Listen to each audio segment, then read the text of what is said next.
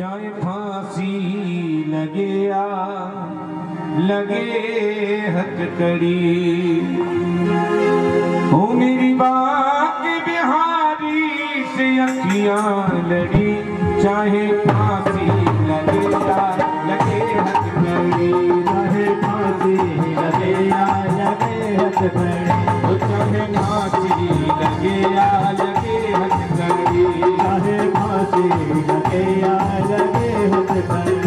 मेरी बातें बिहारी से अखियां लड़ी, मेरी बातें बिहारी से अखियां लड़ी।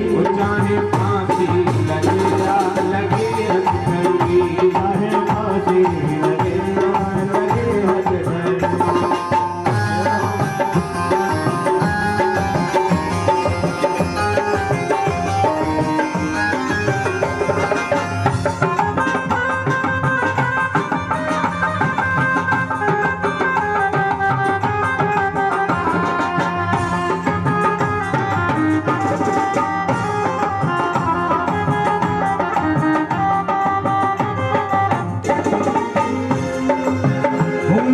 अपने प्रभु की दीवानी हुई, तो अपने प्रभु की दीवानी हुई, तो अपने प्रभु की दीवानी हुई, तो अपने प्रभु की दीवानी हुई।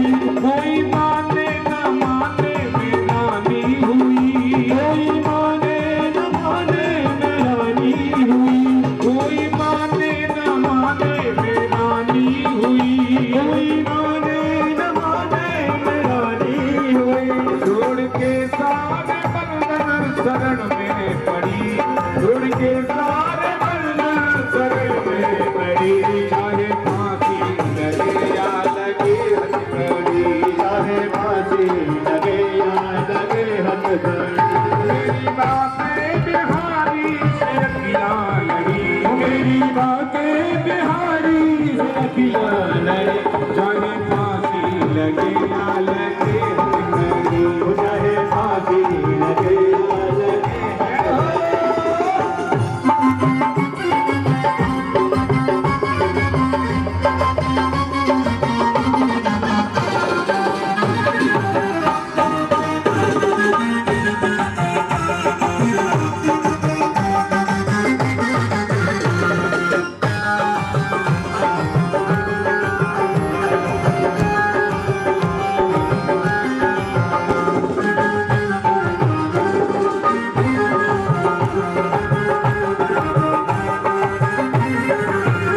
मेरी विनती बिहारी जी सुन लीजिए, मेरी विनती बिहारी जी सुन लीजिए, मेरी विनती बिहारी जी सुन लीजिए, मेरी विनती बिहारी जी सुन लीजिए। अपने चरणों की दासी बना लीजिए, अपने चरणों की दासी बना लीजिए, अपने चरणों की दासी बना लीजिए, अपने चरणों की दासी बना लीजिए। छोड़ के सारे बंधन शरण में पड़ी। चाहे फांसी लगे या लगे हथकड़ी, चाहे फांसी लगे या लगे हथकड़ी, हो चाहे फांसी लगे या लगे हथकड़ी। फांसी लगे या लगे हथकड़ी।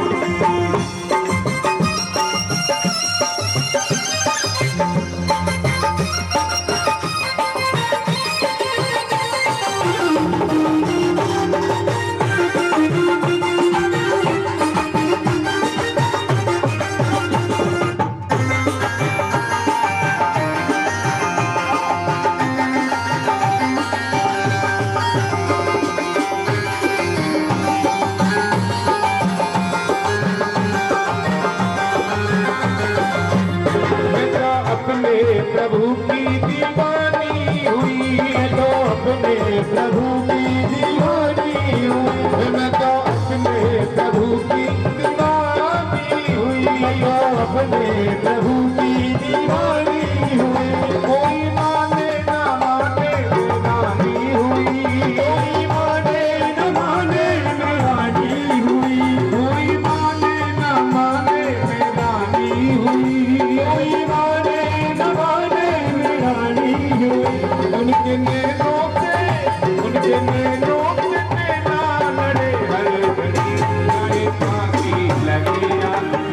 हथकड़ी चाहे फांसी लगे या लगे हथकड़ी चाहे फांसी लगे या लगे हथकड़ी चाहे फांसी लगे या लगे हथकड़ी मेरी बातें बिहारी से अखियां लड़ी मेरी बातें बिहारी से अखियां लड़ी चाहे फांसी लगे या लगे हथकड़ी चाहे फांसी लगे या लगे हथकड़ी आशा रख पगली आएंगे आशा रखो पगली आएंगे आशा रख पगली आएंगे आशा रखो पगली आएंगे हरि आएंगे हरि आएंगे हरि आएंगे हरि आएंगे हरि आएंगे हरि आएंगे हरि आएंगे हरि आएंगे आशा रख पगली आएंगे आशा रखो पगली आएंगे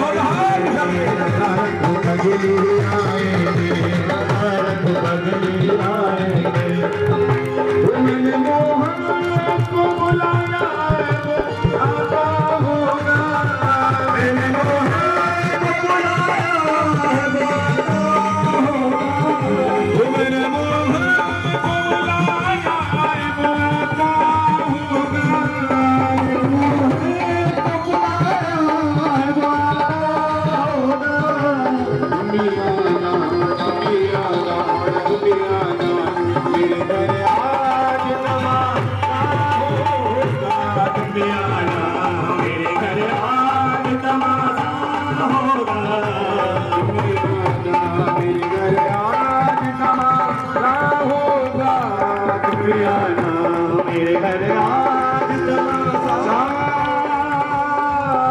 होगा बोली बाकी बिहारी लाल की जय जय जय श्री राम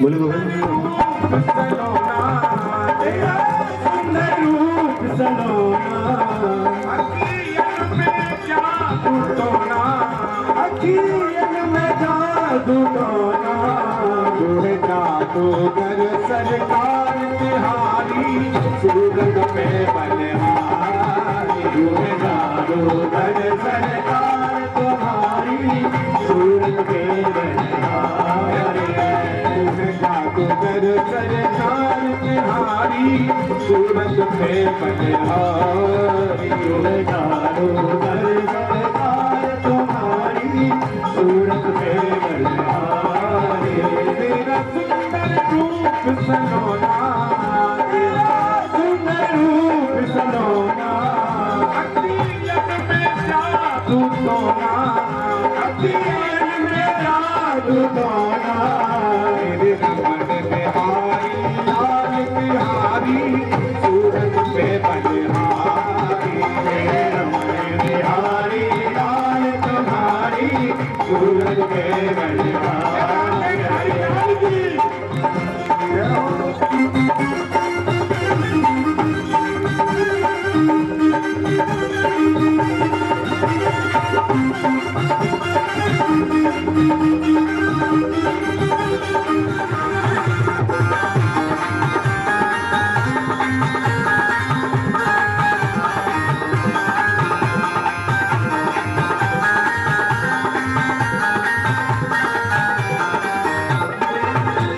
देखो अभी कचन को मन कर लो भाई उठ में लेकिन उठना है पा रहे अरे सभी खड़े हो जाओ थोड़ी देर 2 मिनट के लिए सभी आनंद लेंगे तेरा सुंदर रूप सलोना तेरा सुंदर रूप सलोना अखियन में जादू टोना अखियन में जादू टोना मेरे कमर बिहारी लाल बिहारी सूरत पे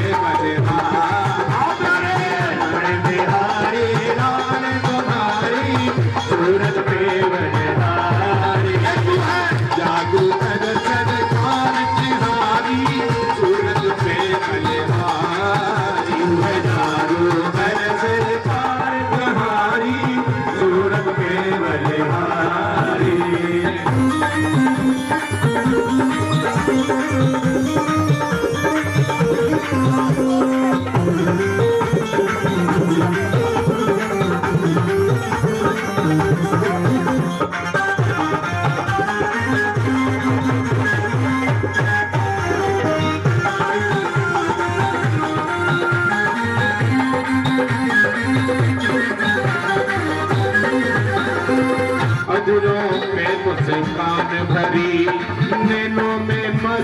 छाई, नजरों में मुस्कान भरी, नैनों में मस्ती छाई। कहते हैं कि ठाकुर जी की हर समय आप प्रतिमा को देखो मुस्कुराते रहते हैं। ऐसे ही ठाकुर जी के जो भक्त होते हैं उनके भी कभी सुगुण नहीं आती है, वो भी मुस्कुराते रहो। अधरों में मुस्कान भरी, नैनों में मस्ती छाई, नैनों में मुस्कान भरी, अधरों में मस्ती छाई। सुंदरता के सागर हो तुम, चाँद मेरी परछाई। सुंदरता के सागर हो तुम, चाँद मेरी परछाई। सुंदरता के सागर हो तुम, चाँद मेरी परछाई। सुंदरता के सागर हो तुम, चाँद मेरी परछाई। तुम खुशियों भरा खजाना, तुम खुशियों भरा खजाना, हो जाए दीवाना, हो जाए दीवाना। मेरे रमण बिहारी लाल बिहारी, सूरत पे बलिहारी। मेरे रमण बिहारी लाल तुम्हारे, सूरत पे बलिहारी। जादूगर सरदार बिहारी, सूरत पे बलिहारी। जादूगर सरदार तुम्हारी, सूरत पे बलिहारी। तेरा सुंदर रूप सलोना, सुंदर रूप सलोना, अखियों में जादू टोना, अखियों में जादू टोना। तेरे रमण बिहारी लाल बिहारी, सूरत पे बलिहारी। रमण बिहारी लाल तुम्हारी, सूरत पे बलिहारी। राधा वल्लभ लाल बिहारी, सूरत पे बलिहारी। राधा वल्लभ लाल तुम्हारी, सूरत पे बलिहारी।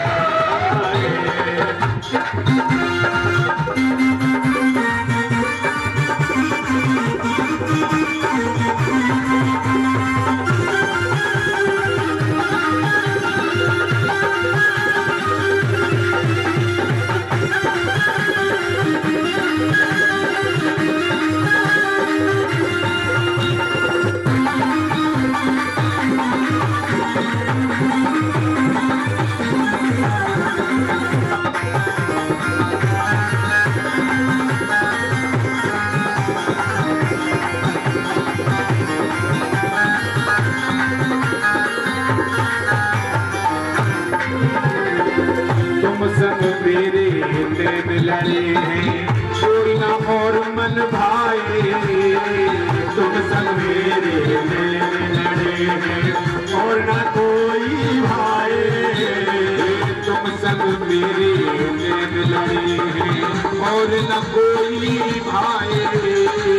तुम संग मेरे नैन लड़े हैं, और ना कोई भाए। मेरे मन की बीना प्यारे, गीत ही तेरे गाए।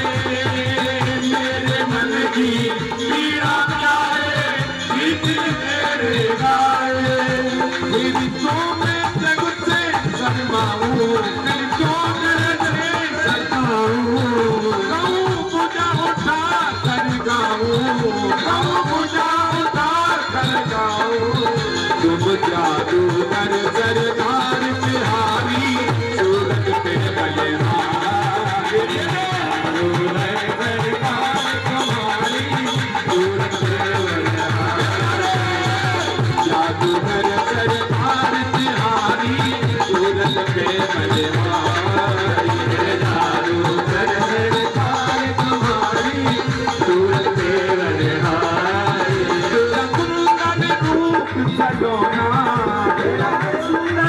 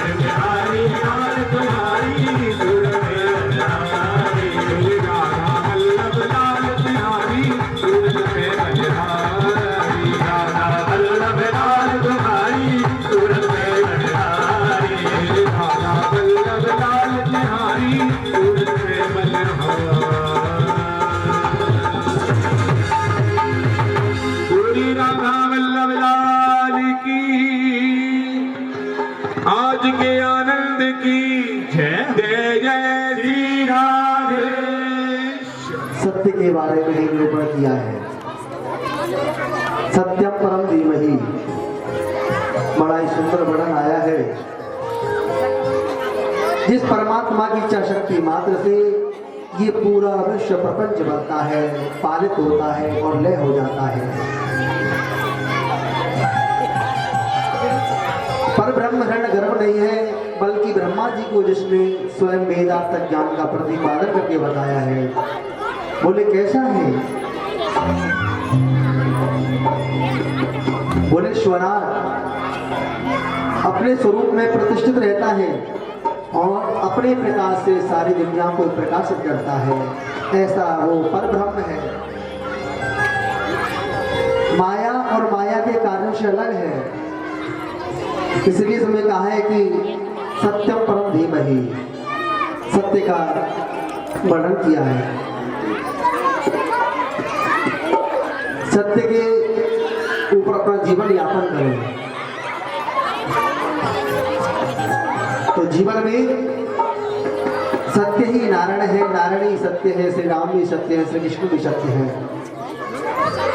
तो लिखा हुआ है धर्म न दूषर सत्य समाना, धर्म न दूषर सत्य समाना, आगम निगम पुराण बखाना, आगम निगम पुराण बखाना। सत्य से बढ़कर के कोई धर्म नहीं है और असत्य से बढ़कर के कोई अधर्म नहीं है। इसलिए जीवन में बताया है कि ज्यादा से ज्यादा सत्य बोलना है, यही जीवन का सार है। भागवत में परम धर्म का रोपण किया गया। अब ये परम धर्म क्या है? परम धर्म है श्री कृष्ण कथा। जिसके मन में कोई भी इच्छा नहीं है, जिसका जीवन निष्कामी है, ना फ्लैट चाहिए, ना दुकान चाहिए, ना मकान चाहिए, ना स्वर्ग चाहिए, ना वैकुंठ चाहिए, ऐसा निष्कामी जिनका जीवन है, ऐसे संतों के लिए ये बताई गई है श्री कृष्ण कथा। तो श्रीमद् भागवत कथा में आता है कि ये कैसी है, कृष्ण कथा कैसी है। बोले शिवदम शिवम कल्याणम ददाती इति शिवदम, कल्याण करने वाली है, जीवन का कल्याण कर देती है श्री कृष्ण कथा। और कैसी है? बोले तापत्र उन्मूलनम, तीनों प्रकार के तापों का उन्मूलन करती है श्री कृष्ण कथा। आध्यात्मिक ताप, आदि दैविक ताप, आदि भौतिक ताप, तीनों तापों को भ्रष्ट कर देती है। इसलिए ज्यादा से ज्यादा श्रीमद् भागवत जी को पढ़ें। एक प्रश्न होता है कि भागवत जी का आरंभ कैसे हुआ है? कि निगम कल्पतरोर गलितम फलम सुख मुखाद मृत द्रव संयुतम पिबत भागवतम रसमालयम मुहुरहु रसिका विभावुका, मुहुरहु रसिका विभावुका। निगम एक वेद का नाम है, निगम, और वेद रूपी कल्प वृक्ष है, उसका नाम निगम है और उसका पका हुआ फल श्रीमद् भागवत कथा है। अब ये पका हुआ फल वेद रूपी वृक्ष से नीचे की ओर कैसे आया? इस पर हमारे सुखदेव जी का मुख लगा तो ये फल नीचे की ओर आ गया। सुख माने होता है तोता, और तोता उसी फल पर मुंह लगाएगा जो फल मीठा होगा। जिस फल में स्वाद नहीं होता है उसको कभी तोता नहीं खाता है। जिसमें स्वाद होगा वही फल तोता खाता है। आपने देखा होगा, पेड़ गिन के जाओगे और पक्षी के झूठे हुए किसी फल को खा लेना, वही फल आपको मीठा मिलेगा। वो कभी कच्चे फल को नहीं खाएगा।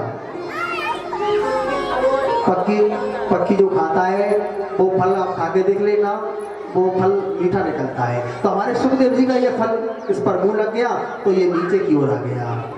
अब जी कहते हैं फल में गुठली होती है, छिलका होता है, लेकिन भागवत में ना गुठली है ना छिलका है, जिसको हम छोड़ दें। इसमें रस भरा हुआ है, इसलिए कहा गया है अमृत द्रव्य संयुतम, इसमें अमृत है। पिबत भागवतम रसमालयम, इस भागवत रूपी रस को पियो। कुछ लोग कहते हैं साहब कितनी बार पिए, कितनी बार कथा सुने, अनेकों बार हमने कथा सुनी है। कभी वहाँ चल रही थी, वहाँ भी कथा सुनने गए थे, उसके बाद वहाँ चले उनके यहाँ भी कथा सुनने गए। हम इस भागवत को कितनी बार सुने, कितनी बार पिए। लिखा हुआ है मुहुर्मुहु, बार बार इसका रसापान करो। जितनी बार पिएंगे उतना ही जीवन को सुख मिल जाता है। सुनने की पद्धति क्या है? भागवत कथा सुनी जाती है, पी तो नहीं जाती है।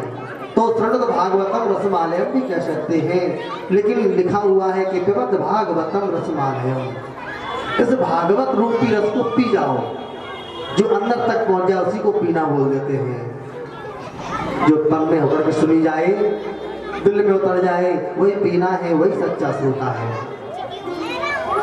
तो तुलसी बाबा ने यहाँ लिखा था रामचरित जे सुनत अगाए, रामचरित ये सुनत अगाए, रामचरित जे सुनत अगाए, रामचरित ये सुनत अगाए। रस विशेष जाना तिल नाई, रस विशेष जाना तिल नाई, रस विशेष जाना तिल नाई, रस विशेष जाना तिल नाई। जिन्हें हरि कथा सुनी नहीं काना, जिन्हें हरि कथा सुनी नहीं काना, जिन्हें हरि कथा सुनी नहीं काना, जिन हरि कथा सुनी नहीं काना, श्रवण रंग हरि भवन समाना, श्रवण रंग रहे भवन समाना, श्रवण रंग हरि भवन समाना, श्रवण रंग रहे भवन समाना। है कि आप इतिहास के जानकार हो, पुराणों के ज्ञाता हो, तो आपसे कुछ प्रश्न करने को मन हो रहा है। उसने कहा पूछिए जी, क्या प्रश्न है? जी प्रश्न हमारा ये है कि पहला प्रश्न है मानव धर्म क्या है? मनुष्य को अपना धर्म किस प्रकार निभाना चाहिए? क्या परिक्रमा करना धर्म है, या फिर हम कर्मों की संपत्ति दान कर दें वो धर्म है, या फिर मनुष्य के लिए कर्तव्य रूपी धर्म क्या है? ये आप हमें बताएं। हजारों संत बैठे हैं, सबकी तरफ से एक व्यक्ति प्रश्न कर रहा है। दूसरा प्रश्न हमारा ये है कि जब हम मंदिर में जाते हैं तो बड़ी विचित्र बात लगती है जी। कोई कहता है शंकर जी ऊंचे हैं, आप शंकर जी की पूजा करो, क्योंकि भोले बाबा कैसे आप सब जानते हैं, बेचारे भोले वाले हैं, सीधे साधे हैं। ऐसे सीधे साधे ऐसे भोले वाले हैं कि जो भी वरदान मांग लो तुरंत दे देते हैं। ऐसे भोले बाबा हैं। भक्त चाहे भले ही वहाँ चोरी करने के लिए जा रहा है, घंटा को चुराना है, तो अभी भोले बाबा ये नहीं देख रहे। क्यों जी? भोले बाबा उससे भी प्रसन्न हो गए। आपने सुनी है, पृथ्वी महाराज जी को कथा सुनते हैं। भोले बाबा कैसे हैं? भक्त तो जा रहा है कि चलो भाई चोरी करने के लिए मैं इस घंटा को चुरा ले जाऊं। अब भोले बाबा कहने लगे देखो, कोई भक्त आता है मेरे ऊपर जल चढ़ाता है, कोई दूध चढ़ाता है, मुझे पंचामृत से स्नान कराता है, ये कैसा भक्त आया है? ये तो स्वयं पूरा ही मेरे ऊपर चढ़ गया। क्यों जी? ये तो पूरा ही मेरे ऊपर आ गया, तो ये तो बड़ा ऊंचा भगत है। तो भोले बाबा उसी से प्रसन्न हो गए, हो जाते हैं ना। और भोले बाबा से जल्दी प्रसन्न होने वाले तो और कोई देवता नहीं है, बहुत जल्दी प्रसन्न हो जाते हैं।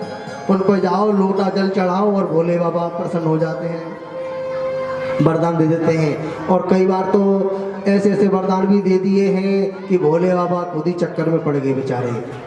भस्मासुर को वरदान दे दिया, क्यों जी है, मैं जिसके सर पे हाथ रख दूं वही प्रेम सुनो जय श्री राधे। ऐसे भोले बाबा हैं, वरदान दे दिया। भस्मासुर सोचने लगा कि अब तो भोले बाबा ने वरदान दे ही दिया है, अब तो मैं इसको आजमा के देख लूं एक बार, भोले बाबा पे ही आजमा लूं। बताओ, भोले बाबा ने वरदान दिया और वो ऐसे ऐसे वरदान दे दिए। अब भोले बाबा का या तो वरदान झूठा पड़ जाता, नहीं तो भोले बाबा नहीं रहते। लेकिन वहाँ भगवान उनके वरदानों को पूरा करने के लिए आते हैं, विष्णु भगवान। इसलिए भोले बाबा ऐसे हैं बेचारे, वो कुछ सोचते नहीं है, समझते नहीं है, वरदान दे देते हैं। ऐसे भोले वाले हैं। और आपने देखा होगा सबसे ज्यादा पूजा बहुत भोले बाबा की हो रही है। तो भोले बाबा ऐसे हैं, इसलिए लोग वह कहते हैं भैया भोले बाबा से जल्दी प्रसन्न तो कोई देवता नहीं होते। जाओ, सबसे बड़े भोले बाबा हैं, तो भोले बाबा की पूजा कर लो। अब कोई कोई कहता है अरे तुम क्या भोले बाबा के चक्कर में पड़ रहे हो, जाओ ना तुम नवरात्रि चल रहे, दुर्गा माँ की पूजा कर लो। दुर्गा माँ से पहले तो कोई भी प्रसन्न नहीं होती, इसलिए माँ की पूजा, माँ को मनाओ और सब देवता क्यों जी आ जाते हैं। भाई जिसकी माँ खुश तो सब देवता खुश। तो अपनी माँ ही दुखी रहेगी तो क्यों, कौन से देवता आएंगे। कहते जी नहीं जी, अब तो माँ की जोत जलाओ, माँ की पूजा करो, दुर्गा माँ की पूजा करिए। कुछ भक्त ऐसे भी होते, अरे तुम कहाँ भोले बाबा और दुर्गा मैया के पीछे पड़ रहे हो, जाओ ना भैरव बाबा पे, प्रेम सुनो जय श्री राधे, जाओ।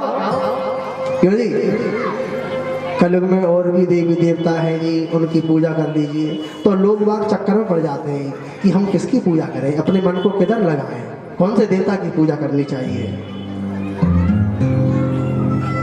तो कहने लगे आप हमें ये प्रमाणिक रूप से बताएं कि हम अपने मन को किधर लगाएं, किसकी पूजा करें, कौन सी पूजा करनी चाहिए।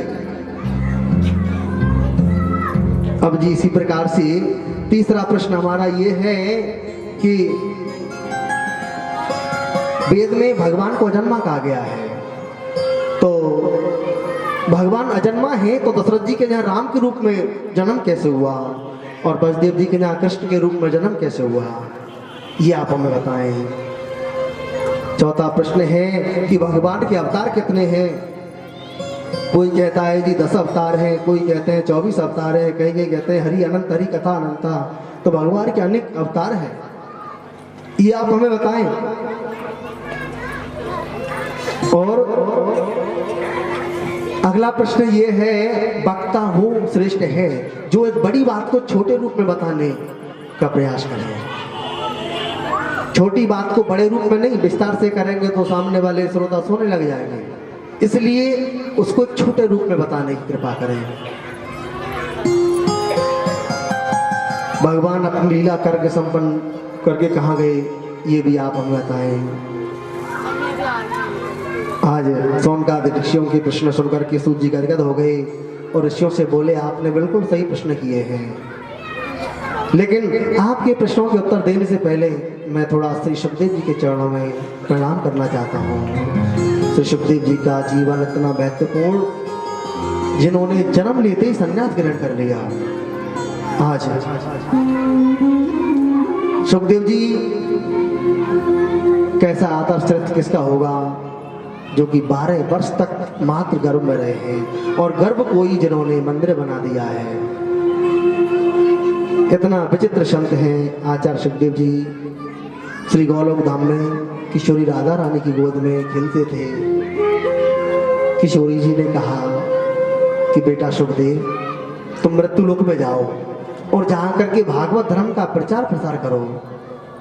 श्री सुखदेव जी ने कहा माँ मैं यदि मृत्युलोक में जाऊंगा ना तो वो माया मुझे पकड़ लेगी। विष्णु की माया ऐसी है, वो पकड़ लेती है। और मैं यहाँ पर ठीक हूँ, मैं आपकी माला करता हूँ, इसलिए मुझे मृत्युलोक मत भेजो। तो किशोरी जी ने कहा, बेटा जाओ, तुम पर माया का असर नहीं होगा, जाइए। वही श्री सुखदेव जी आए हैं मृत्युलोक में। आज आदरणीय सुखदेव जी आए, कैलाश पर्वत के ऊपर एक पक्की और पकड़ी रहते थे।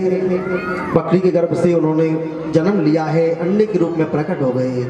बर्फीली हवाएं जब जोर से चलने लगी तो अंडा फूट गया।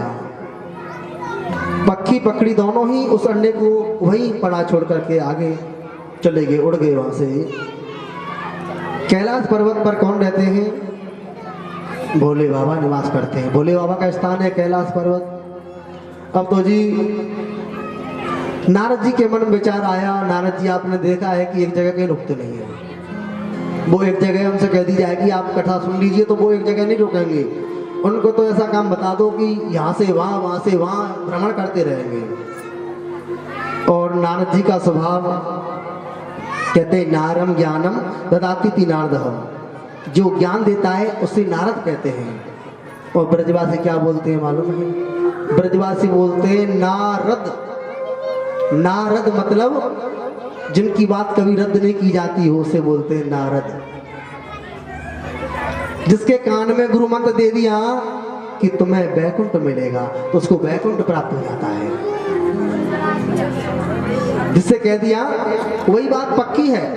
और जिस किसी मनुष्य को नारद जी के दर्शन हुए हैं उनके ऊपर भगवान की विशेष कृपा रही है। सो अब बेचारे नारद जी का स्वभाव, नारद जी का स्वभाव आप सब जानते हैं क्यों जी? जिस घर में कभी झगड़ा नहीं होता हो और मां नारद जी के चरण पड़ जाए, ओहो, तो झगड़े की शुरुआत बहुत जल्दी करवा देते हैं। जिस घर में कभी झगड़ा नहीं हो रहा है, आप पति पत्नी आपस में बड़े प्रेम से रह रहे हैं अच्छे, तो नारद जी को लगता है, ये नारद जी कहते हैं बताओ हम तो दुनिया में भ्रमण कर रहे हैं, ये बड़े प्रेम से रह रहे हैं। नारद जी सोचते हैं कि भाई ये इतने खुश क्यों हैं? ज्यादा खुशी अच्छी नहीं लगती है नारद जी को। सोचते हैं कि इनके घर में झगड़ा होना चाहिए। और जिस घर में रोजाना झगड़े होते हो, जहाँ कभी शांति नहीं रहती है, वहां नारद जी के चरण पड़ जाए तो झगड़ा हमेशा के लिए बंद करवा देते हैं। ऐसा नारद जी का स्वभाव है। अब नारद जी ने सोचा कि बताओ, मैंने तो बहुत से देवी देवताओं में झगड़ा करवाया, ब्रह्मा की पत्नी में झगड़ा करवा दिया, लक्ष्मी नारायण में झगड़ा करवा दिया, लेकिन शिव पार्वती में कभी मैंने झगड़ा नहीं करवाया है। शिव पार्वती में कभी झगड़ा नहीं हुआ है, बड़ी विचित्र बात है। अब तो भाई शिव पार्वती में आपस में झगड़ा होना चाहिए। नारद जी सोचने लगे इनमें झगड़ा कैसे हो। अब नारद जी जा रहे हैं, भोले बाबा तपस्या करने चले गए और माँ पार्वती जी आश्रम अकेली है। गई जाकर के सोचा ऐसा कुछ नाटक करके आऊं, उनमें दोनों में झगड़ा शुरू हो जाए। अब नारद जी पहुंच गए, सीधे कैलाश पर्वत पहुंचे और भोले बाबा गुफा में तपस्या कर रहे हैं। माँ पार्वती ने देखा कि नारद जी आ रहे हैं। अब तो माँ पार्वती ने कहा अरे नारद आओ ना, अरे कैसे खड़े रह गए, अंदर आओ, आइए। अब तो जी आओ पधारो, एक सुंदर सा आसन दिया। माँ पार्वती ने जल दिया, लड्डू दिया कि ग्रहण कीजिए कुछ। अरे नारद बताओ, इतनी दिनों से मैंने तुम्हें देखा नहीं है, क्या बात है, आजकल आना जाना बंद कर दिया क्या? प्रेम से लो जय श्री राधे। माँ पार्वती ने मुझे क्या आना जाना बंद कर दिया? नारद जी बोले माता अब मैं किसी के घर नहीं जाता। बोले क्यों? अरे माँ ये बताओ, जब संसार में सच्चा प्रेम नहीं तो माँ जाना क्या? अब लोग बात कैसा प्रेम करते हैं, सब बनावटीपन प्रेम करते हैं, दिखावा करते हैं। ऊपर से तो कहेंगे अरे गुरुजी आप हमारे घर जरूर आना, हमारे यहाँ पे आना है। और अंदर से कहेंगे अरे गुरुजी और आ गए, इनको कुछ देना भी पड़ेगा। प्रेम से लो जय श्री राधे। अंदर से कुछ और सोचते हैं, ऊपर से बड़ा मीठा बोलते हैं, अरे गुरुजी अरे आप हमारे यहाँ आना, पंडित जी हमारी एक जन्म पत्री बना देना, ये कर देना वो कर देना, काम रहेगा। तो बड़ा अच्छा लगता है। और काम निकल जाने के बाद में फिर कोई किसी को नहीं पूछता है। संसार में जो प्रेम है ना वो सिर्फ दिखावा हो गया है, बनावटीपन प्रेम करते हैं कि सुर नर मुनि सबकी यह रीति, सुर नर मुनि सबकी यह रीति, स्वार्थ लाग करे सब प्रीति। जो भी संसार में प्रेम करता है वो क्या करता है, सिर्फ दिखावा करता है। आज माँ जहाँ सच्चा प्रेम नहीं वहाँ जाना क्या। माँ पार्वती बोली कुछ माएँ ऐसी होती हैं जो अपने घर की बात अपने बताने लग जाएंगी। माँ उनसे जो कहेंगे ना नहीं नहीं हमें पता है सब कुछ, मत बताओ, माताएं फिर बता ही देती हैं। नहीं नहीं पंडित जी मेरी एक बात तो सुन लो, मैं आपको बता देती हूँ। अपने घर की बात सारी बातें बता देंगी, खूब छुपाने का प्रयास करें तो भी नहीं रोक पाती है, बता ही देती है। अब माँ पार्वती जी सोचने लगी कि आज मैं तो नारद जी को अपनी बात बता दूं। माँ पार्वती कहने लगी सुनो नारद, हम दोनों में बड़ा अच्छा प्रेम है। मेरे पति तो मुझसे इतना प्रेम करते हैं कि दुनिया में कोई किसी से करता ही नहीं होगा, इतना अच्छा प्रेम करते हैं। बताओ गुरुदेव ने जो कान में गुरु मंत्र दिया ना वो मंत्र भी मुझे आके बता दिया। जबकि शास्त्र कहते हैं यदि गुरु मंत्र मिला है तो उसको किसी को बताना नहीं चाहिए, किसी को बताया नहीं जाता है, उसको गुप्त करके रखिए। गोपीनयम गोपनीयम गोपनीयम प्रतत, उसे गुप्त करके रखो। लेकिन माँ पार्वती बोली देखो मेरे से इतना प्रेम करते हैं कि भोले बाबा ने मुझे वो मंत्र भी बता दिया कि हमें ये गुरु मंत्र मिला है। और सुनो जब भी मेरे पति आंख बंद करके भजन करने बैठते हैं ना और उनको जिस झांकी के दर्शन मिलते हैं उसी झांकी को आकर के मुझे बताते हैं कि आज हमने प्रभु श्री राम की झांकी के दर्शन किए, आज हमने श्री कृष्ण की झांकी के दर्शन किए, आज हमने ये दर्शन किया है। माँ पार्वती जी सब बातें बताने लगी।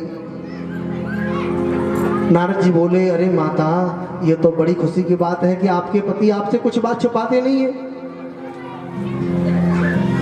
ये तो बड़ी अच्छी बात है, आपसे इतना प्रेम करते हैं। अब तो नारद जी ने कहा माता आपसे इतना प्रेम करते हैं तो आपको एक बात जरूर बताई होगी। माँ पार्वती ने कहा कौन सी। नारद जी बोले सुनो उनके गले में जो मुंडों की माला है ना उसमें किसके मुंड लगे हैं ये बात आपको बताई है क्या। माँ पार्वती बोली हे भगवान प्रेम तो मुझसे इतना करते हैं लेकिन आज तक मुझको ये बात तो बताई नहीं कि उसमें जो मुंडों की माला को पहनते उसमें किसके मुंड लगे हैं। नारद जी बोले तो क्या खाक प्रेम करते हैं, ऐसा ही प्रेम होता है। बताओ ये बात अपनी पत्नी को नहीं बताई, उस माला को रोजाना पहनते हैं उसमें किसके मुंड लगे हैं। तो माता जब तो कहते हैं ना ये कोई प्रेम नहीं रहा है। नारद जी बोले माता इतना ही काफी है, ज्यादा बताएंगे तो। नारद जी बोले माँ अब मैं जाना चाहता हूँ, मैं चला जाऊं। माँ पार्वती बोली हे भगवान बताओ मैं इनसे इतना प्रेम करती हूँ और वो मेरा कोई सम्मान नहीं करते। अब सो ब्रजवासी कहते हैं आग लगाए के धमालो दूर पड़ी। माँ पार्वती जी को एकदम सचेत कर दिया कि आज शाम को आएंगे, सबसे पहले यही बात पूछनी है। माँ पार्वती बोली सुनो नारद इधर से जा रहे हैं ना और तुम्हें रास्ते में भोले बाबा मिले ना तो उनसे बोल के जाना माता श्री ने याद किया है, जल्दी घर पहुंचे।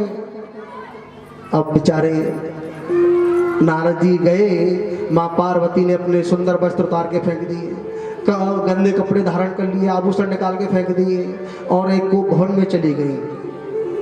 को भवन तो आप जानते ही है ना, जो रूठने का कमरा है ना उसी को बोलते हैं को भवन। जब माता रूठ करके चली गई तो समझो कि जरूर कोई गलती हुई है। और फिर उनके पति आकर के उनको मनाते थे, पूछते थे, अरे देवी क्या गलती हो गई, आज तुम कोप भवन में क्यों है, आज उदास क्यों बैठी है। अब माँ पार्वती जी कोप भवन में चली गई। रास्ते में नारद जी ने बोला, बाबा, बोले बाबा, अरे तपस्या करते रहोगे, घर पहुंचो, माता श्री ने याद किया है। अब सो बेचारे भोले बाबा समझ गए कि हाँ नारद जी तुम्हारे चरण पड़ जाए वहां तो अवश्य ही कोई ना कोई बात अवश्य मिलेगी। आज भोले बाबा भी समझ गए। भोले बाबा आए और आकर के देखा कि माँ पार्वती जी तो आश्रम में नहीं है, को भवन में चली गई। भोले बाबा आए, अरे देवी क्या बात है, आज उदास क्यों बैठे हैं, आज उदास क्यों हो तुम। माँ पार्वती ने गुस्से में कहा, अरे रहने दी कि अंदर के भी काले और ऊपर से भी काले। भोले बाबा ने कहा, देवी अंदर का काला तो वो होता है जो कोई कपट करता है, और मैंने तो तुमसे कोई कपट किया नहीं, और फिर तुम मुझे कपटी बोलती है, बताओ मैंने क्या कपट किया है। माँ पार्वती ने कहा, सुनो, तुमने जो ये मुंडों की माला पहन रखी है इसमें किसके मुंड लगे हैं, ये बात तुमने आज तक मुझे कभी बताई क्या। भोले बाबा ने कहा, अरे देवी तुमने ये कभी मुझे अवसर नहीं दिया इसमें किसके मुंड लगे हैं, इसके लिए तुम बताओ को भवन में आ गई। अरे देवी इसमें किसी और के मुंड नहीं लगे हैं, इसमें तो तुम्हारे ही मुंड तो मैंने अपनी माला में लगा रखे हैं। जब जब तुम अपने जीवन में परिवर्तन लाती हो ना, अपना दूसरे जन्म में आती हो, तो तुम्हारी याद मुझे बनी रहे, इसलिए तुम्हारे मुंड लेकर के अपनी माला में पिरो लेता हूँ। इसमें देवी किसी और के मुंड नहीं है, इसमें तुम्हारे ही तो मुंड है। माँ पार्वती ने कहा, कपटी हो, इतने बड़े कपटी तो मैंने कोई नहीं देखा, बताओ। भोले बाबा ने कहा, वो कैसे, अरे बताओ, मुझे तो बार बार मरना पड़ता है और तुम कभी मरते नहीं है। भोले बाबा ने कहा, अरे देवी मैंने भागवत कथा का वर्तमान किया है, मैंने श्रीमद् भागवत कथा को सुना है, इसलिए। माँ पार्वती ने कहा, तो तुमने मुझे क्यों नहीं सुनाया, उसको सुन करके मैं भी अमर हो जाती, मुझे भी बता देते। सो आज कहने लगे, भागवत कथा के 3 विधान बताए गए हैं। पहला विधान क्या है कि सामने बैठकर कथा सुननी चाहिए। ये नहीं जी हमारे घर में आवाज आ रही है, माइक लगे हुए हैं, बाहर से आवाज हमारे कानों में आ रही है तो हम घर बैठे ही भगवान की कथा सुन लें। देखो मंदिर में जाने से फायदा मिलता है, ऐसा नहीं। हमारे घर यदि हमारा शरीर ठीक ठाक है तो कथा सुनने जाना चाहिए और जाकर के भागवत कथा में बैठना चाहिए, उसको बैठ के अपना स्थान घेर कर कथा सुननी चाहिए, तब उसका लाभ मिलता है। और दूसरा विधान क्या है, दूसरा विधान ये भी है कि भागवत कथा में कभी बीच में उठना नहीं चाहिए जी। कभी तो चलो जी पानी पीने चले गए, कभी उठ करके कुछ काम देखने चले गए, बीच कथा में नहीं जाना चाहिए। आपने सत्यनारायण भगवान की कथा सुनी, कलावती और लीलावती दोनों की सबकी कथा सुनी है, क्यों जी। कलावती भगवान का प्रसाद छोड़ करके चली गई, तो नहीं जाना चाहिए जब तक प्रसाद नहीं मिल जाए, पूरी कथा नहीं हो जाए, प्रसाद नहीं मिले तब तक नहीं जाना चाहिए, बीच में उठ के नहीं जाना चाहिए। और देवी भोले बाबा ने कहा, देवी तीसरी बात ये भी है कि मैं तो नेत्र बंद करके कथा सुनाऊंगा। अब मुझे कैसे पता चलेगा कि तुम सो गई, कथा में बीच में सोना भी नहीं चाहिए। मानो कथा सुनने आए तो बीच सोना भी नहीं चाहिए, और मुझे क्या मालूम कि तुम सोएंगी जगेंगी, कथा कैसे सुनूंगी। तो भोले बाबा ने कहा, सुनो देवी मैं तुम्हें भागवत कथा सुनाऊंगा, लेकिन तुम ओम ओम कह के बोलती रहना, तुम होकारे देती रहना, ताकि मुझे ये पता रहे कि तुम कथा सुन रही हो। माँ पार्वती ने कहा, ठीक है, मुझे भी वो अमर कथा सुनाइए, उसको सुन करके मैं भी अपने जीवन में अमर हो जाऊं। तो भोले बाबा ने भागवत कथा को आरंभ किया। भोले बाबा माँ पार्वती कथा सुनाने लगे। अब जैसे ही कथा सुनाने लगे पहले दिन कथा चलने लगी है। पहले दिन कथा पूरी हुई, माँ ओम ओम कहकर कथा सुन रही है।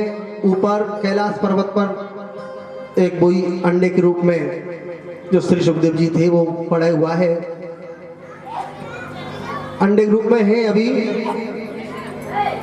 पहले दिन कथा पूरी हुई, दूसरे दिन कथा चली, तो दूसरे दिन कथा भी हुई, तो उसमें से अंडे में से प्रादुर्भाव हो गया। और तीसरे दिन कथा को वो पक्षी सुनने लगा, और सुनने लगा तो पक्षी को बड़ा आनंद आने लगा, बहुत आनंद आने लगा। और चौथे दिन की कथा तो आप जानते ही हैं, कौन सी कथा आती है चौथे दिन? रसगुल्ले वाली कथा आती है। भगवान राम को जन्मोत्सव, श्री भगवान कृष्ण का जन्मोत्सव, तो रसगुल्ले वाली कथा है। बड़ा ही आनंद आने लगा, पक्षी को बहुत आनंद आ रहा है, वो भी कथा सुनने लगा। अब भोले बाबा कथा सुना रहे हैं आंख बंद करके, और माँ पार्वती जी सुन रही है। अब देखा तो जैसे भोले बाबा उद्धव जी का प्रसंग सुना रहे थे माँ पार्वती को, और जो कथा चलती रही, भोले बाबा ने ऐसे कथा नहीं सुनाई आप जो सुन रहे हैं। मात्र 3 घंटे आप तो कथा सुनने आते हैं, लेकिन भोले बाबा तो 24 घंटे कथा सुनाते थे, दिन में भी रात में भी हमेशा कथा चलती रहती थी। और माँ पार्वती जी ओम ओम कह करके सुन रही थी। लेकिन जैसे भोले बाबा ने माँ पार्वती को उद्धव जी का प्रसंग सुनाया, तो माँ पार्वती जी को नींद आ गई, निंद्रा देवी ने घेर लिया। अब पक्षी ने देखा कि माँ सो गई। यदि ये माँ सो गई तो अब कथा कैसे मैं सुनूंगा? मुझे कथा पूरी सुननी है, मुझे आनंद आ रहा है। तो माँ पार्वती के स्वर में ही उस पक्षी ने ओम ओम कहना प्रारंभ कर दिया, वो कथा सुनने लगा। माँ पार्वती सो गई, लेकिन वो पक्षी पूरी कथा सुनी। जैसे भोले बाबा ने जयकारा लगाया जोर से, भागवत पूरी हुई। बोल बाल कृष्ण भगवान की जय हो। भागवत पूरी हुई तो जयकारा लगाया, माँ पार्वती जी की नींद टूट गई, खुली नींद खुली। और माँ पार्वती ने कहा फिर क्या हुआ उद्धव जी से, फिर क्या कहा? उद्धव जी ने भगवान श्री कृष्ण से क्या कहा? कथा सुना में पार्वती को शिव शंकर भगवान, अमर कथा को सुनते सुनते बंद हो गए कान, ओ माँ के पड़ गए सोता, ठोकरा दे रहे पोता। ओ माँ के पड़ गयो सोता, ठोकरा दे रहे तोता। ओ माँ के पड़ गयो सोता, ठोकरा दे रहे तोता। ओ कथा सुनावे पार्वती को शिव शंकर भगवान, कथा सुनावे पार्वती को शिव शंकर भगवान। हमारे कथा को सुनते सुनते बंद हो गए कान, माँ के पड़ गयो सोता, ठोकरा दे रहे पोता।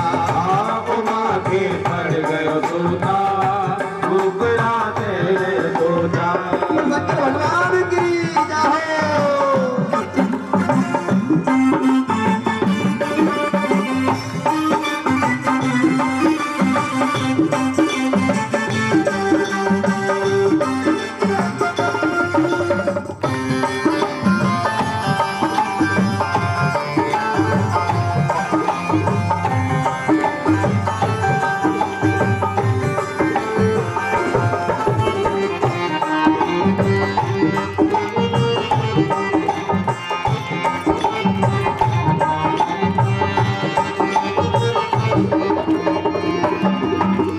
पार्वती को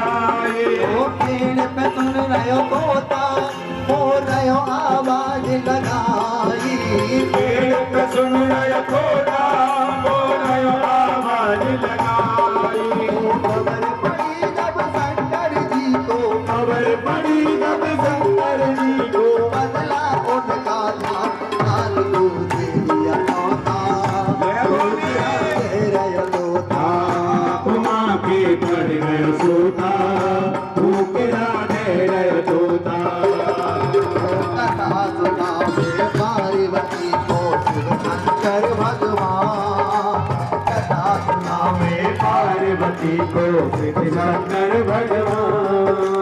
हमारे कथा को सुनते सुनते आते हो गए कान, तुम्हारी हृदय बोला मुकरा हृदय बोला, तुम्हारे हृदय बोला मुकरा हृदय बोला। भगवान की जय।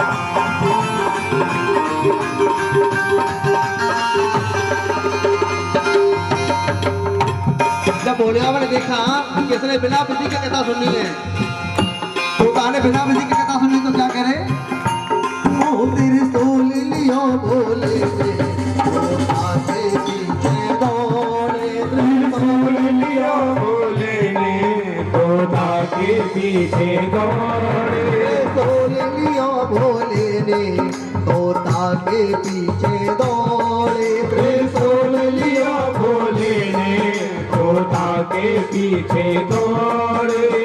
तोता उड़े अगारे, शिव शंकर पीछे दौड़े, तोता उड़े अगारी, शिव शंकर दौड़े पीछे। तोता उड़े अगारे, शिव शंकर पीछे दौड़े, तोता उड़े अगारी, शिव शंकर पीछे दौड़े। जगह मिली नहीं कहीं छुपने को, जगह मिली नहीं कहीं छुपने को, जगह मिली नहीं कहीं छुपने को, जगह मिली नहीं कहीं छुपने को। पेट में ले लिया तोता, मुकरा रे तोता। हाँ घुमा के पैर सोता, मुकरा रे तोता। अच्छा सुना में पार्वती को शिव शंकर भगवान। सुनते सुनते अमर कथा को कन में हो गए, घुमा के पैर सोता, मुकरा रे तोता। घुमा के पैर सोता, मुकरा रे तोता।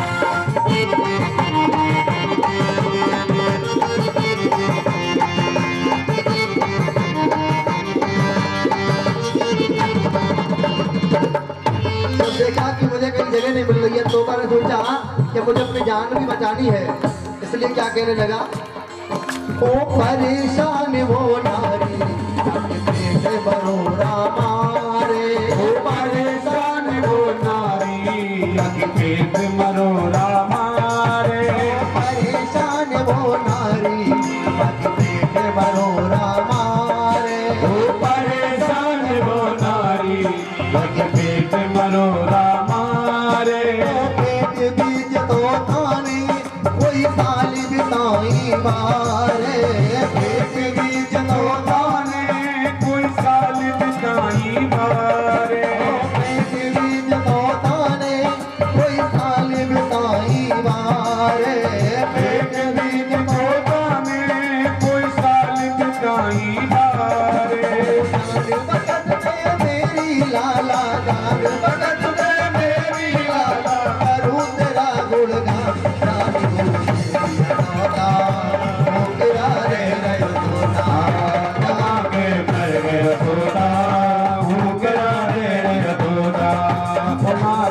पर गयो सोता होकरा दे रहा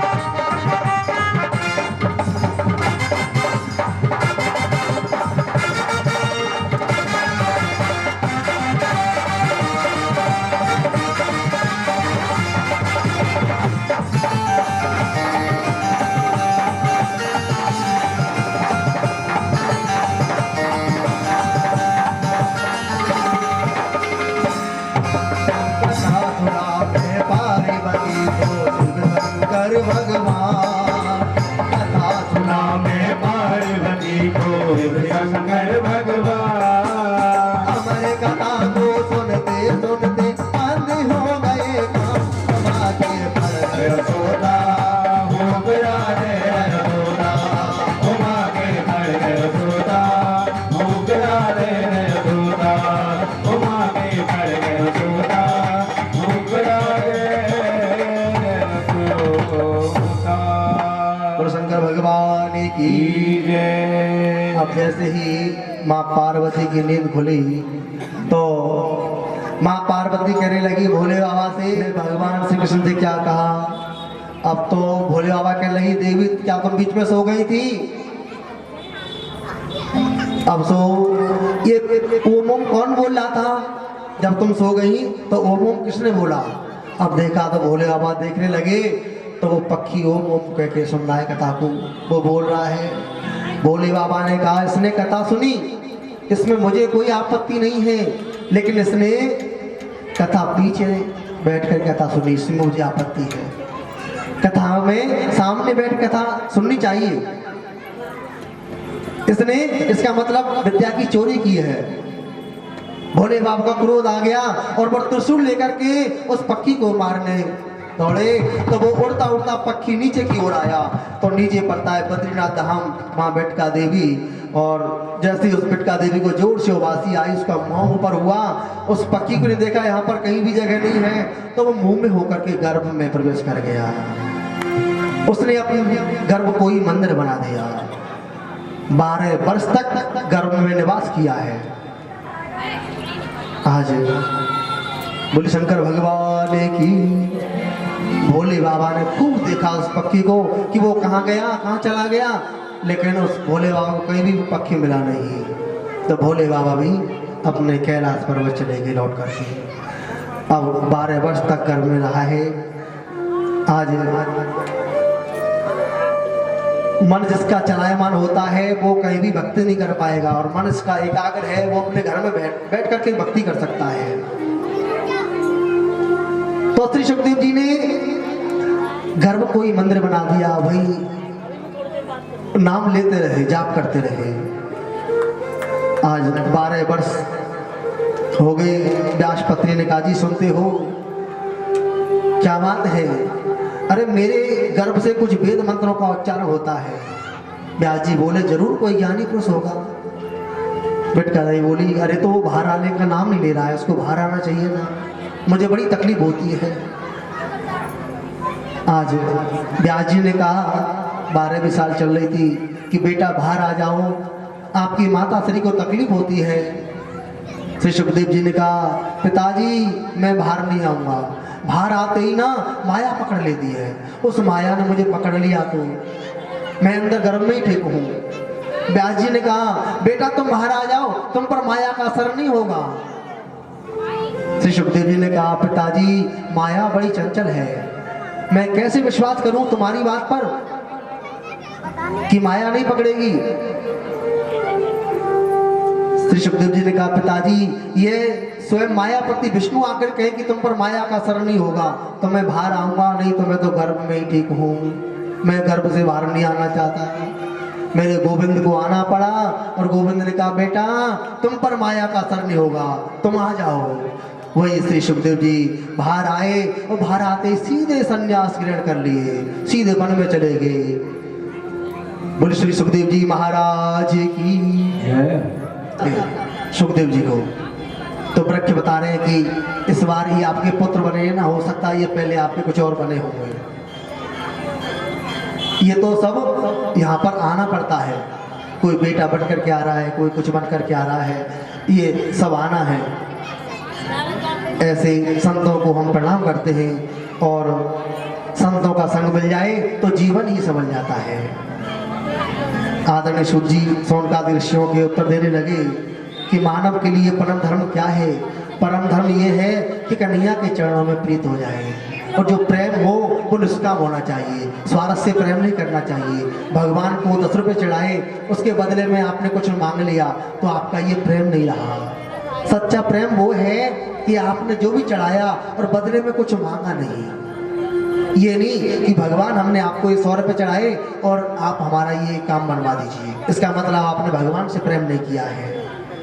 आपने तो भगवान की वस्तुओं से प्रेम किया है, भगवान ने तो दुनिया को बनाया है। ये आपका सच्चा प्रेम नहीं रहा है। सच्चा प्रेम कौन सा होता है कि कुछ मांगना नहीं चाहिए। आप जो मांगते हैं ना कि हमें ये मिल जाए, हमारी बहू पे बेटा हो जाए, हमारा एक मकान बन जाए, ये तो आपका सिर्फ दिखावा हो गया। आपने सच्चा प्रेम नहीं किया है। सच्चा प्रेम वो होता है कि आप स्वयं भगवान को मांगिए ना, भगवान की बनाई हुई वस्तु क्यों मांगे।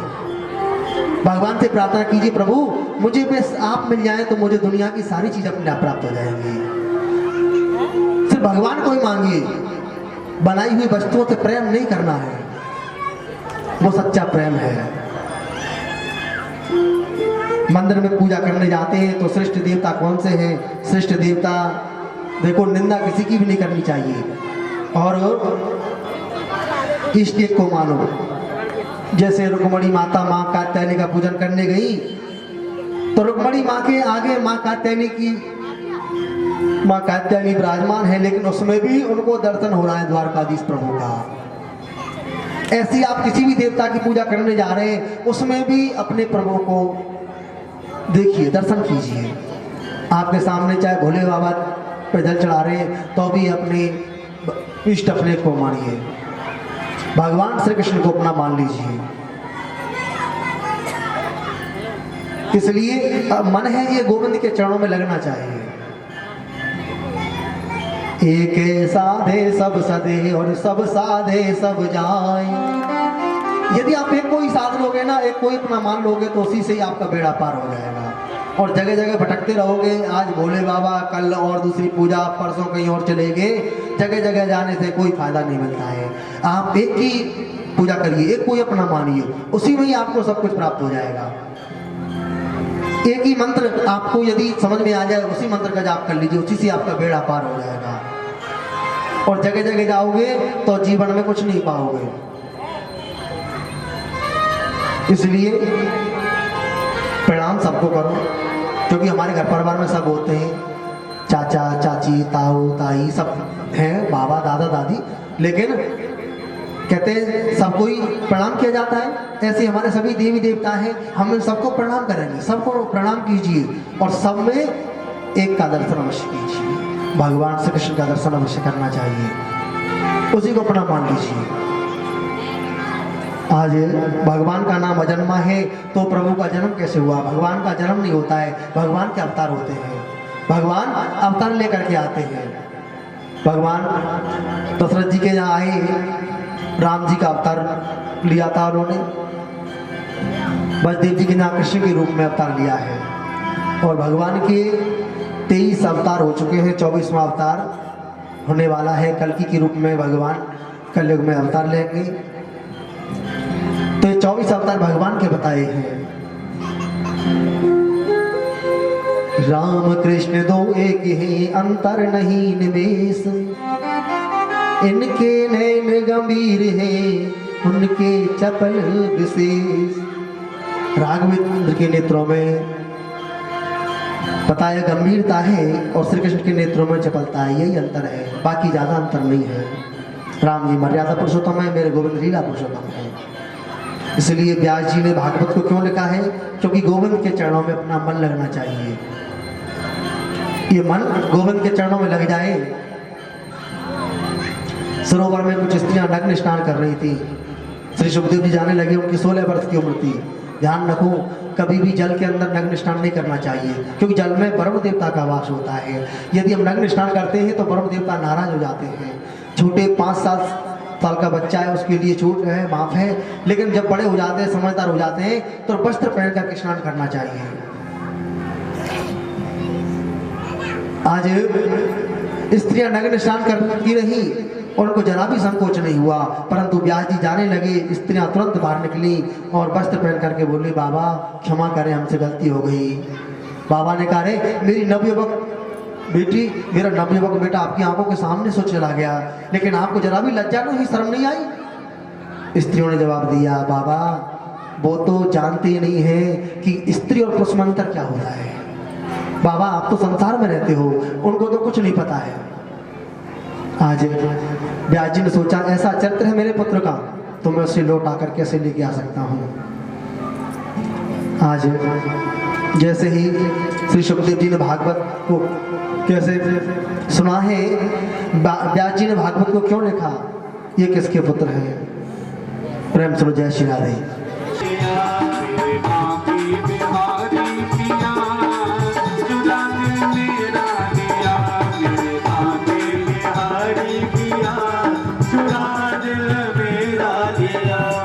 देखो माताएं कह रही है कि मुझे इस कीर्तन में ना चाहिए ना, हट रहे हैं।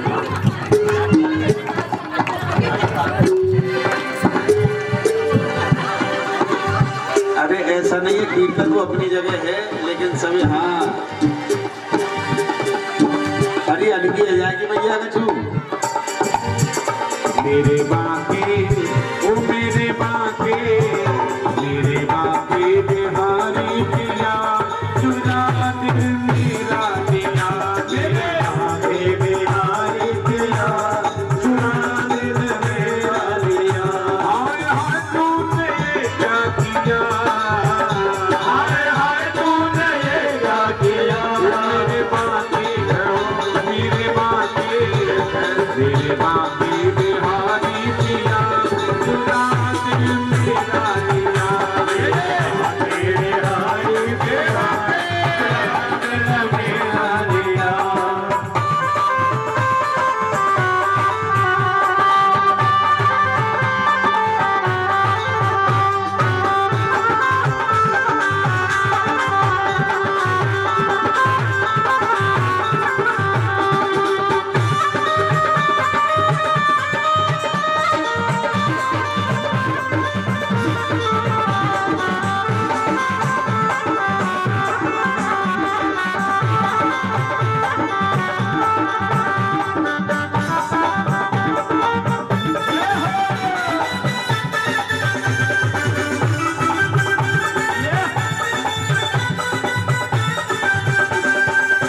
मोर मुकुट तेरे शीश पे सोए, मोर मुकुट तेरे शीश पे सोए, शीश पे सोए मेरे शीश पे सोए, शीश पे सोए मेरे शीश पे सोए। हाँ मोर मुकुट तेरे शीश पे सोए, मोर मुकुट तेरे शीश पे सोए। प्यारी बंसी मन मेरा मोहे, प्यारी बंसी मन मेरा मोहे। तेरी बंसी ने तेरी बंसी ने तेरी बंसी ने जादू किया, चुरा दिल मेरा दिया। मेरा हारी तेरा, चुरा दिल मेरा दिया। मेरे बाकी बिहारी पिया, चुरा दिल मेरा दिया। मेरे हारी पिया, चुरा दिल मेरा दिया।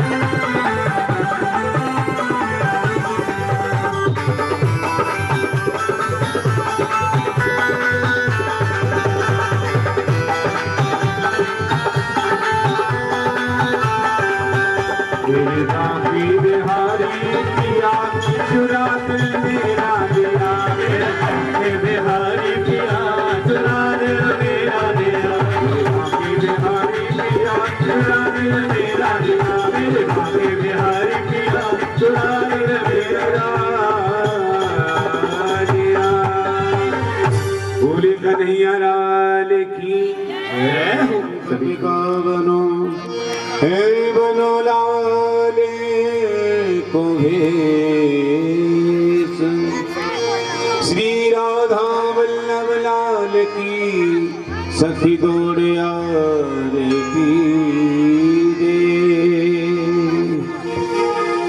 बाके बिहारी तेरी आरती गाऊं बाके बिहारी तेरी आरती गाऊं बाके बिहारी तेरी आरती गाऊं बाके बिहारी तेरी आरती गाऊं बाके बिहारी तेरी आरती गाऊं आरती गाऊं प्यारे तुमको मनाऊं आरती गाऊं प्यारे तुमको मनाऊं बाके बाके बिहारी तेरी आरती गाऊं बाके बिहारी तेरी आरती गाऊं मोर मुकुट तेरे शीश पे सोहे मोर मुकुट तेरे शीश पे सोहे प्यारी ही मन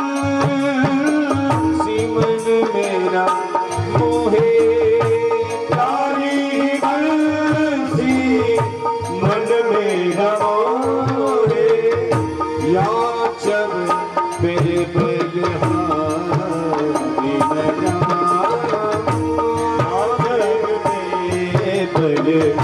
हारी बजारू लाला